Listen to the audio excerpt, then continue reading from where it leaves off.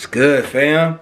Back with another video now. I'm about to react to Marxism Explained. I'm interested. Richard Wolff's gonna explain Marxism, so I'm interested. You know, as a capitalist, I'm a capitalist.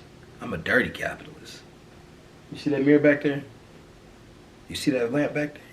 That represents the capitalist in me. 100%.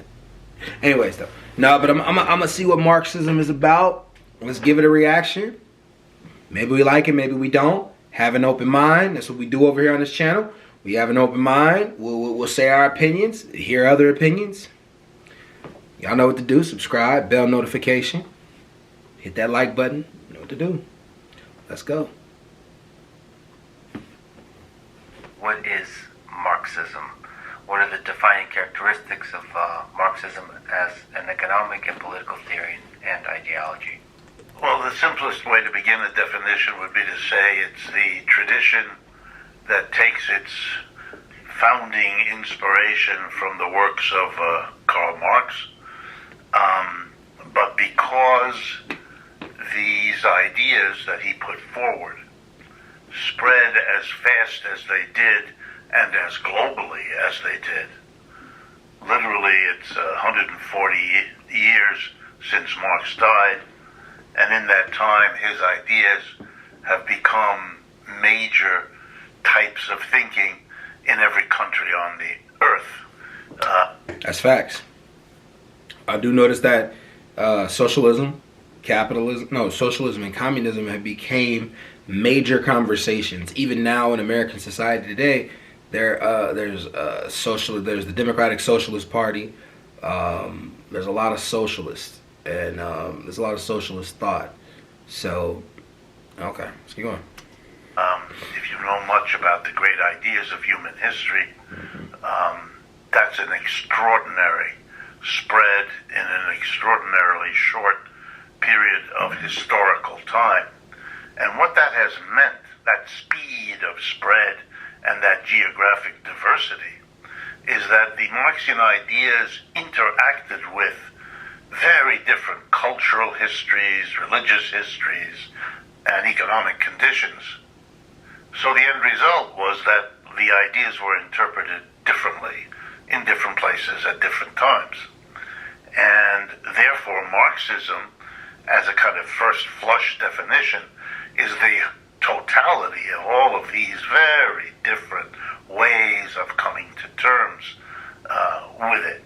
For the first roughly 40, 50 years, Marxism was a tradition of thinking critically about capitalism.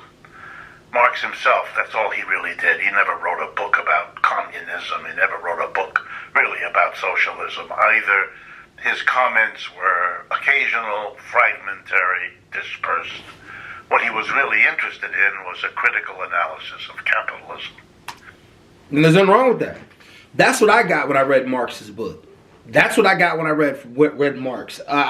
He was just critiquing the possibilities that could come from a society where everything isn't predicated upon money or standards of how you basically standards of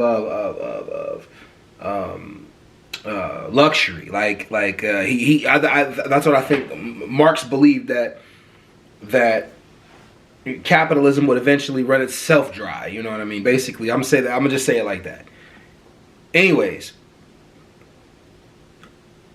the thing about Marx is that there's no way he could have ever predicted how things were going to go, because industrialism came right after he passed, and there was no way Marx could have predicted how the future of capitalism was going to go. This is why I wonder how it would work in society today. Socialism and capitalism, socialism and Marxism, but socialism and communism. But let's keep going. Maybe he might explain it. And that's what Marxism was, more or less, in its first 40 or 50 years. The only qualification of what I just said was something that happened in Paris for a few weeks. In 1871, there was a collapse of the French government. consequent upon losing a war to Bismarck's Germany, and in the result was something called the Paris Commune. The working class of Paris rose up, basically took over the function of running the Parisian economy and the Parisian society. And Marx's people influenced by Marx, were very active in that commune, in the leadership of the commune. And Marx wasn't that far away. He was in London. These things were happening in Paris. That's an easy transport even then. And for a short time, very short, Marxism had a different quality. In addition to being a critique of capitalism, it became a theory of how to organize society differently. Before that had only been implicit. Now it became explicit. What is the leadership of the Paris Commune going to do? And why? And in what order? And in other words, governing, organizing a society. But interesting. So it started in Paris. That's very interesting. I did not know that. I did not know that the whole idea of the government side of socialism started in Paris. Because I know it didn't start with Marx. Marx was only critiquing capitalism. He was critiquing the economics. He wasn't critiquing the government. He was some of his ideology was, but overall it was mostly critiquing capitalism. So let's keep going.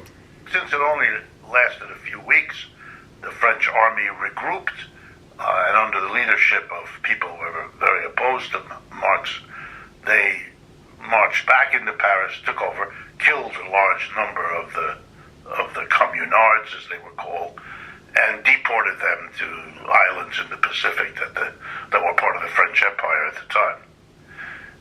The really big change happens in Russia in 1917. And now you have a group of Marxists, Lenin, Trotsky, all the rest, who are in this bizarre position to seize a moment. Once again, a war, like in France, disorganizes the government, throws the government into a very bad reputation because it is the government that loses World War I, has to withdraw, as you know, Brest-Litovsk and all of that, and the government collapses and the army revolts. And in that situation, a very small political party, Russian Social Democratic Workers' Party, splits under the pressures of all of this into the Bolshevik and Menshevik divisions, Lenin, Trotsky. Hold on. Interesting enough, right? So people blame Stalin for so my understanding is Lenin was more, from my understanding, Lenin was more communist, socialist thinker. Stalin was part of Lenin's group, and when Lenin died, Stalin took power, right? But I don't think Stalin had socialism in his mind. But I don't know, like, let's see what he says. Stalin came off as almost a fascist. If you really look at it, but if you really look at like what fascism is and what it does, Stalin came off like that. But let's keep going. And the others are in the Bolshevik division. And to make a long story short, he's in exile. His position, Lenin's position, gets him deported because he says Russian workers should not be killing German workers. I mean, this is a war of capitalists who are dividing the world up into colonies, and Russian working people should not kill and should not die for such a thing. As you can expect, they arrest him and they throw him out. Interestingly, in the United States, the comparable leader at that time of the Socialist Party here, as you know, there was no Communist Party at this point, that comes later. The head of the Socialist Party, a very important American figure named Eugene Victor Debs, makes exactly the same argument to the Americans should not fight in the war. He's independent. He has nothing to do with Lenin. I don't even know if they knew of each other, but he does it on his own. He gets arrested and put in jail here in the United States. I remember that. By the way, he runs for president from jail and does very well. Very well. He did very well. And he's the inspiration for Bernie Sanders, if you see the link. Although he had much more courage politically than Bernie has. That's really interesting. I'd love to return to that link maybe later. Yes. History rhymes. Yes, the complicated story. Anyway, the importance in terms of Marxism is that now this seizure of power by a group of Marxists, that is a group of people inspired by Marx, developing what you might call a Russian, even though there were differences among the Russians too, but a Russian interpretation. This now has to be transformed from a critique of capitalism into a plan, at least, of what you're going to do in the Soviet Union. And a lot of this was then trial and error. Marx never laid any of this out. Probably wouldn't have been all that relevant if he had, because it was 50 years earlier in another country, etc. So what begins to happen, and you can see how this happens then more later in China and Cuba and Vietnam and Korea and so on, is that you have kind of a bifurcation. Much of Marxism remains chiefly the critique of capitalism, but another part of it becomes a set, and they differ from one to the other, a set of notions of what an alternative post-capitalist society ought to look like, how it ought to work. And they're interesting. Man, I mean, like, we're allowed to have differences of opinion, definitely. Didn't know a lot of this. I didn't know a lot of this. I'm gonna finish. I just wanted to pause it to get the thought straight on it. But yeah, like let's keep going.